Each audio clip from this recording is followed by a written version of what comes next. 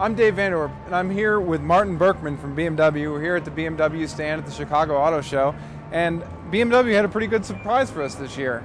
Thanks for having me, Dave. Yeah, we did, and I'm glad the surprise worked out. We showed the M3 race car. The M3 is about to launch as a street version in the market in the next couple of weeks, and we wanted to use that excitement to make sure that people understood that we are taking the M3 back to the racetrack where we believe it belongs. Now, let's talk a little bit about the engine. It's based on the 4-liter V8 from the street car, correct?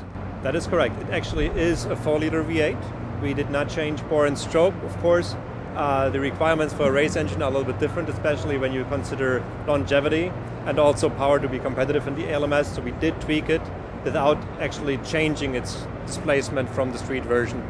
Now the output is about 485 horsepower, and we see about 500 Newton meters. That's 365 pound-foot, something like that. Does it rev even higher than 8,400 RPM in the street car? We have not finalized engine testing. I don't think it will rev higher. We might actually look for something that is a bit more torquey in the bottom.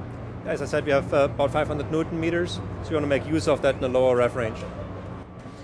Now, this is going to race in the American Le Mans Series and in the GT2 class, so you face some pretty stiff competition there. You have Ferrari, Porsche, Aston Martin.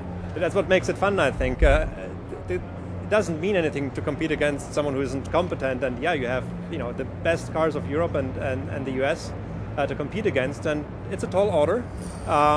May look daunting at the moment, but I think we'll be really good. We have a great partner with Ray Letterman Racing that will campaign the cars for us.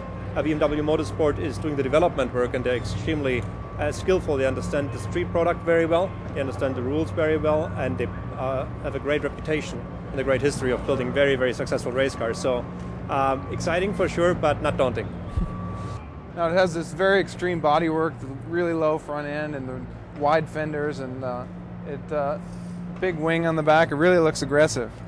Yeah, it does. I mean, essentially what you want to do is you want to reduce the drag, and that's the frontal area of the car, so you lower it as much as you possibly can. And then to corner fast, what you want to do is you want to put more load on the road than the car actually weighs, and that actually works with smart aerodynamics. We have a very substantial splitter in the front that produces a lot of downforce in the front, and what's always key, especially for BMW, is that you keep the balance right.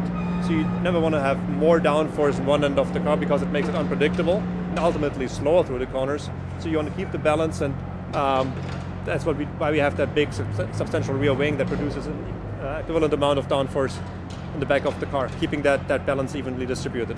Okay, great. Thanks, Martin. That's it? Yeah. Cool.